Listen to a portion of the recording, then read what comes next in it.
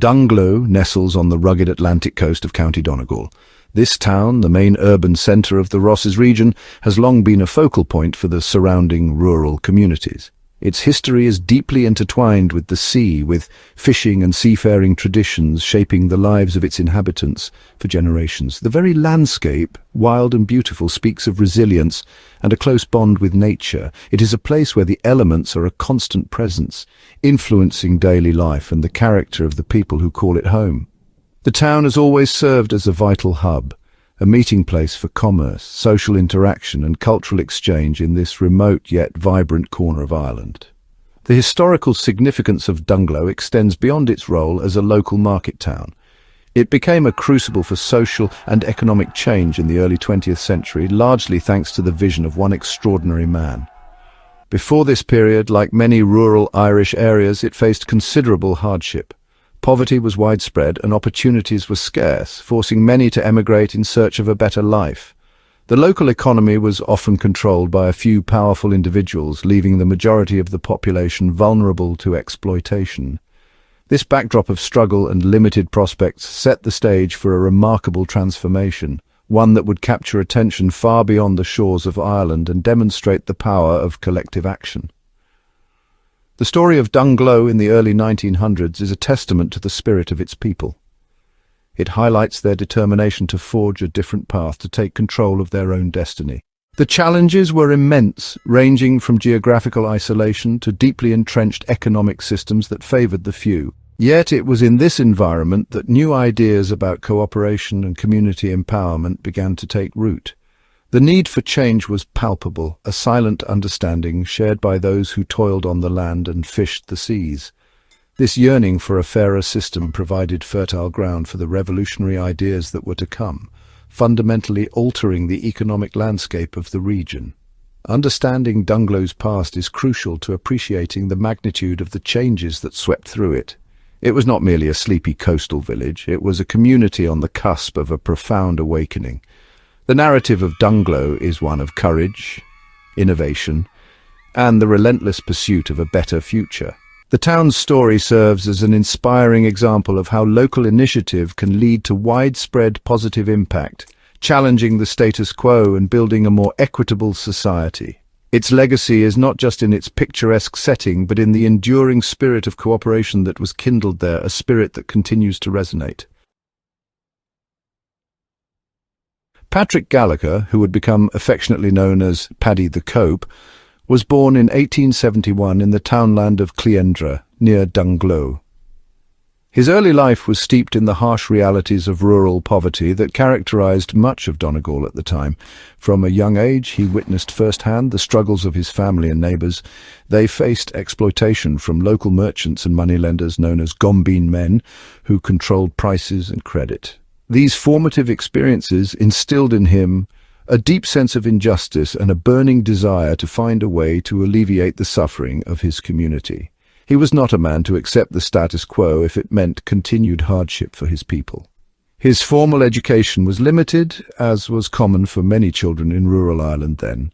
However, Paddy possessed a keen intellect and an observant nature.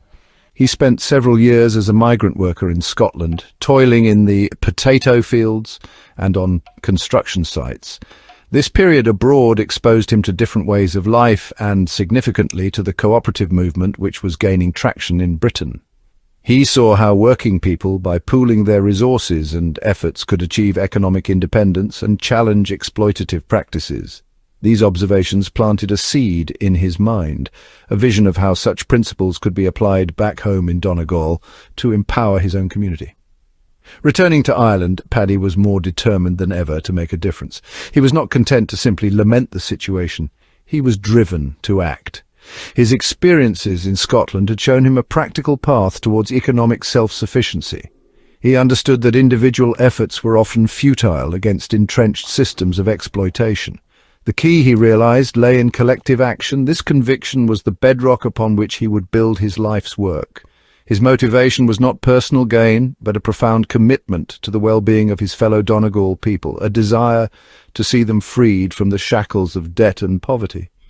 Paddy's early life was a crucible, shaping the leader he was to become. The hardships he endured and witnessed did not embitter him. Instead, they fueled his resolve. He possessed a natural charisma and an ability to communicate his ideas persuasively, inspiring trust and confidence in those around him.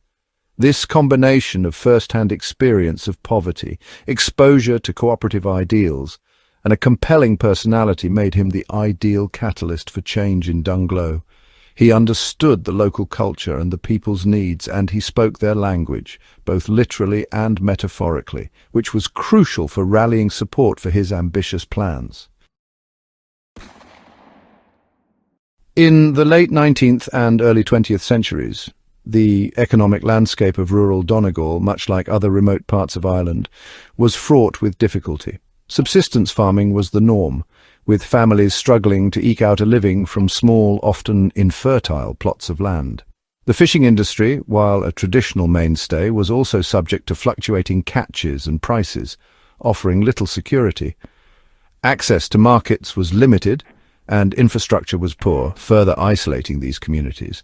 This precarious existence made the local population highly vulnerable to any form of economic pressure or exploitation, a situation that was all too common in the region. The primary architects of this exploitation were the gombeen men.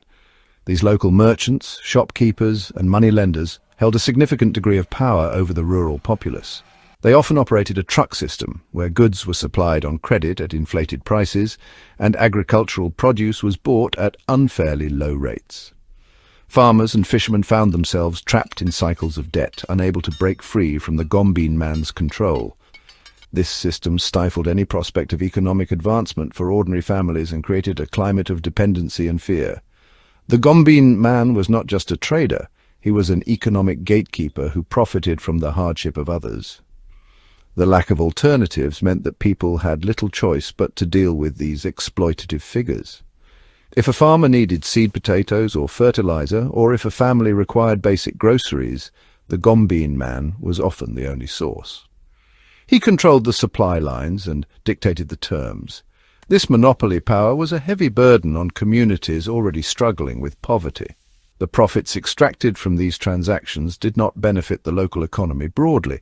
Instead, they concentrated wealth in the hands of a few, perpetuating the cycle of hardship for the many. The sense of injustice was widespread, but the means to challenge this system seemed out of reach for isolated individuals. This environment of economic vulnerability was compounded by a lack of access to fair credit. Banks were often unwilling to lend to smallholders or fishermen, leaving the gombeen man as the lender of last resort, but at exorbitant interest rates.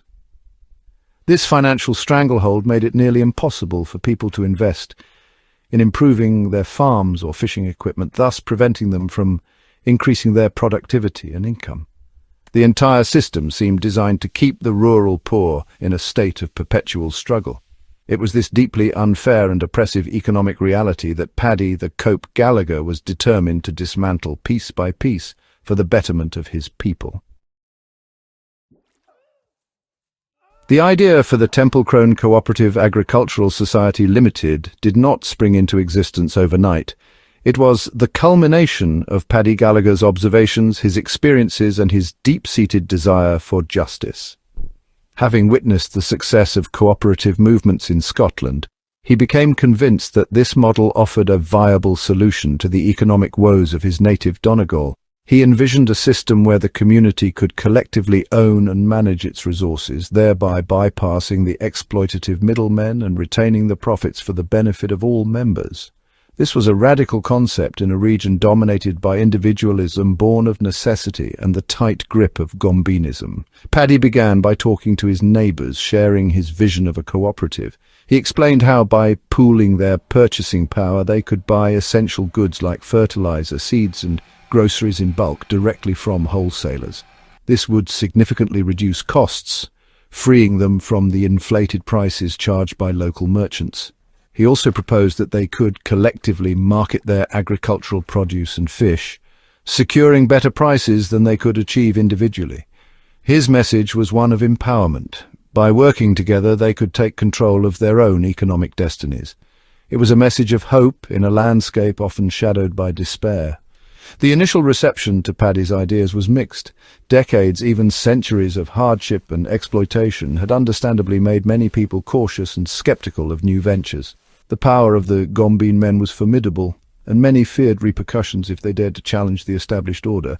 However, Paddy's sincerity, his clear articulation of the benefits, and his unwavering determination gradually began to win people over. He patiently addressed their concerns, using simple language and practical examples to illustrate how cooperation could work for them.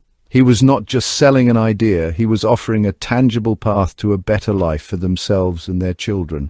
The turning point came as a small group of like-minded individuals rallied around Paddy. They understood the potential of his vision and were willing to take the risk. This core group became the driving force behind the establishment of the cooperative.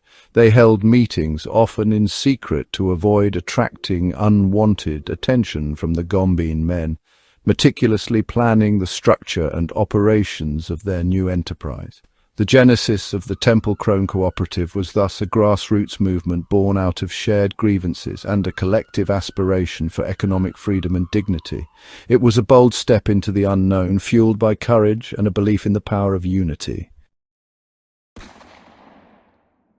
Standing firm, confronting the Gombeen men's grip. The establishment of the Temple Crone Cooperative Agricultural Society Limited in 1906 was a direct challenge to the established economic order in Donegal and the surrounding areas. The Gombeen men, who had long profited from the lack of alternatives available to the local population, immediately recognized the threat posed by this new collective enterprise. Their comfortable monopoly on trade and credit was suddenly under siege. They were not prepared to relinquish their lucrative position without a fight, and they deployed various tactics to undermine and destroy the fledgling cooperative before it could gain a firm foothold in the community. Their opposition was multifaceted and often insidious. They spread rumours and misinformation, attempting to discredit Paddy Gallagher and sow doubt among the cooperative's members and potential supporters. They warned people that the cooperative would inevitably fail, leaving its members worse off than before. Some Gombeen men resorted to intimidation, threatening to cut off credit or refuse to buy produce from anyone associated with Paddy's venture. This was a powerful threat in a community where many were already indebted and living on the margins. The pressure exerted by these established merchants was immense, testing the resolve of the cooperative's pioneers. Despite the intense pressure, Paddy the Cope and his supporters stood firm. Paddy's leadership was crucial during this period. He met the Gombeen men's tactics head-on, countering their propaganda with facts and transparency.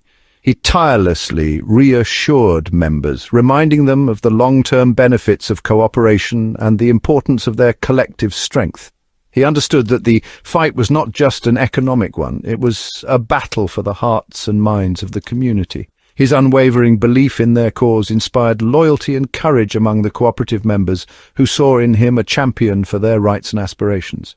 One of the key strategies Paddy employed was to demonstrate the tangible benefits of the cooperative as quickly as possible. By successfully purchasing a shipload of affordable fertilizer, or securing better prices for their eggs and butter, the cooperative proved its worth in practical terms. This direct positive impact on people's livelihoods was the most powerful antidote to the Gombeen men's negativity. As more people witnessed these successes, support for the cooperative grew, and the Gombeen men's influence began to wane. It was a slow and arduous process, but Paddy's resilience and the growing solidarity of the community gradually overcame the entrenched opposition, paving the way for a new economic era in the Rosses. Building bridges, the cooperative's expanding initiatives. The initial success of the Temple Crone Cooperative in providing cheaper fertilizer and bulk staple goods was just the beginning of its transformative journey. Paddy the Cope Gallagher possessed a dynamic vision, constantly seeking new ways for the cooperative to serve its members and strengthen the local economy. He understood that true economic independence required a multifaceted approach. Therefore, the cooperative gradually expanded its activities beyond simple purchasing and selling. It began to venture into processing and manufacturing, adding value to local produce and creating much-needed employment within the community itself. One significant initiative was the establishment of a cooperative creamery. This allowed local farmers to get a fair price for their milk and ensured that high-quality butter could be produced and marketed effectively. Previously, individual farmers had little bargaining power and often received poor returns for their dairy products. The cooperative also opened its own general store, offering a wide range of goods at fair prices, directly competing with and eventually supplanting many of the exploitative gombeen shops. This store became a symbol of the community's newfound economic power and a hub of local activity, fostering a sense of shared ownership and pride. The cooperative's reach extended further into areas like egg exporting, where it organized collection and ensured better prices for poultry keepers, who were often women contributing vital income to their households. Paddy Gallagher was also instrumental in developing local knitting industries, providing an outlet for the traditional skills of Donegal women and bringing their high-quality garments to wider markets. These initiatives were not just about profit, they were about creating sustainable livelihoods, preserving local crafts and empowering all sections of the community. The cooperative became an engine of local development, reinvesting its surpluses back into the community through these ventures. Furthermore, realizing the importance of financial autonomy, the cooperative established its own credit union, or People's Bank. This provided members with access to affordable loans, freeing them from the clutches of moneylenders and enabling them to invest in their farms, businesses, and homes. This initiative was particularly revolutionary, as it democratized access to capital. Paddy's ingenuity and the cooperative's willingness to innovate continually pushed the boundaries of what a rural community organization could achieve. Each new venture strengthened the local economy and fostered a greater sense of collective self-reliance and hope for the future of Donegal. Echoes across the Atlantic, American journalists discover Donegal. The remarkable success story of Paddy the Cope Gallagher and the Temple Crone Cooperative did not remain confined to the shores of Ireland. News of this innovative experiment in rural empowerment eventually travelled across the Atlantic, capturing the imagination of American journalists and social reformers. They were intrigued by how a remote community in Donegal, facing immense economic challenges, had managed to build such a thriving cooperative enterprise. These journalists sought to understand the principles behind its success and to share its lessons with a wider audience, seeing it as a potential model for other struggling rural areas. Among the notable American observers was Ruth Russell, a journalist and social investigator. She visited Donegal and spent considerable time studying the workings of the cooperative and interviewing Paddy Gallagher and its members. Her writings brought the story of Temple Crone to an American readership, highlighting the practical achievements and the profound social impact of the cooperative movement in this corner of Ireland. She was impressed by the spirit of self-help and the tangible improvements in the lives of the local people, painting a vivid picture of a community transformed by collective action and visionary leadership. Another influential American journalist who reported on Paddy's work was Saville Zimand.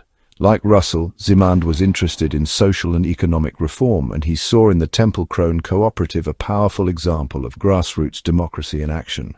His reports further amplified the story, contributing to an international awareness of what was happening in Donegal. These accounts were not just dry economic analyses. They often captured the human element, the struggles, the perseverance, and the ultimate triumph of the community. They presented Paddy the Cope as an inspiring figure, a practical idealist who had made a real difference. Redfern Mason, a music critic and writer with a keen interest in Irish culture and social movements, also played a role in publicizing the cooperative's achievements. The attention from these American journalists was significant for several reasons. It provided external validation for the cooperative's efforts, boosting morale locally. It also helped to attract further support and interest, potentially opening up new markets or avenues for collaboration. More broadly, it placed the Temple Crone Cooperative within a global context of social and economic experimentation, showcasing Irish ingenuity and resilience on an international stage, a testament to Paddy's vision and the community's hard work. Defiance and ingenuity, navigating the War of Independence. The period of the Irish War of Independence from 1919 to 1921 brought new and formidable challenges for Paddy, the Cope, Gallagher, and the Temple Crone Cooperative. As the conflict intensified, the British authorities imposed blockades and restrictions on trade, aiming to disrupt the Irish economy and quell the independence movement. These measures severely impacted the supply of essential goods to communities like Donegal, which relied on imports for many necessities. For the cooperative, which had built its success on providing affordable goods to its members, these blockades posed an existential threat to its operations and the well-being of the local population. Paddy Gallagher, however, was not a man to be easily deterred by adversity. His commitment to his community and the cooperative spurred him to find ingenious ways to overcome these obstacles. Displaying characteristic resourcefulness and courage, he embarked on daring ventures to ensure that supplies continued to reach Donegal. One of his most famous undertakings during this period was chartering his own ships to import goods directly from Scotland. This was a risky endeavour, bypassing British controls and naval patrols, but it was crucial for keeping the cooperative stocked and the community supplied with vital commodities like flour, sugar and coal.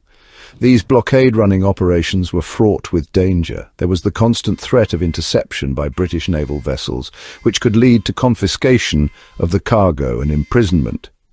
The sea journeys themselves, often undertaken in small, less-than-ideal vessels, were perilous, especially in the harsh conditions of the North Atlantic. Yet Paddy and his associates persevered, driven by the urgent needs of their people.